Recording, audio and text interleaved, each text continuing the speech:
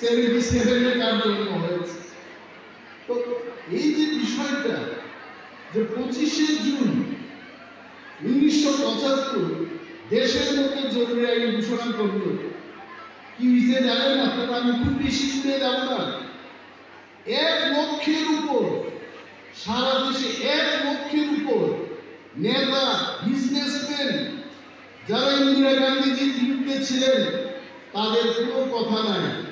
দরজা খুলছে রাত্রিবেলায়, সকালবেলায় পুলিশ, কি ব্যাপার, জেলে চলে। কারণ আপনি দেশের বিরুদ্ধে, আপনি যদি বাড়িতে থাকেন এই দেশের অনেক থ্রেট হতে পারে। আমাদের কয়েক কারা গ্রেপ্তার হয়েছেন তখন?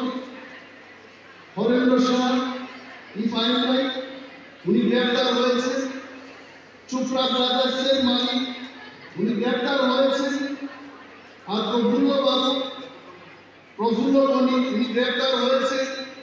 সুদীপ রায় বর্মনের পিতা সমীর বর্মন, উনি গ্রেপ্তার হয়েছেন। আমাদের বর্তমান মুখ্যমন্ত্রী, উনার বাবা বিজনেসম্যান শ্রী মাখনলাল সাহানি গ্রেপ্তার হয়েছেন।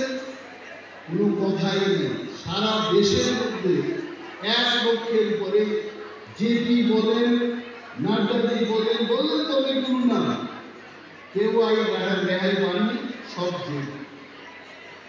এই যে অচল অবস্থা, তারপর 77-এ 21শে মার্চ পর্যন্ত এই জরুরি অবস্থা ভারতবর্ষে 21 মাস, 21 মান্থ এই দেশের মধ্যে ইন্দিরা গান্ধীজির হাতে পাওয়ার ছিল।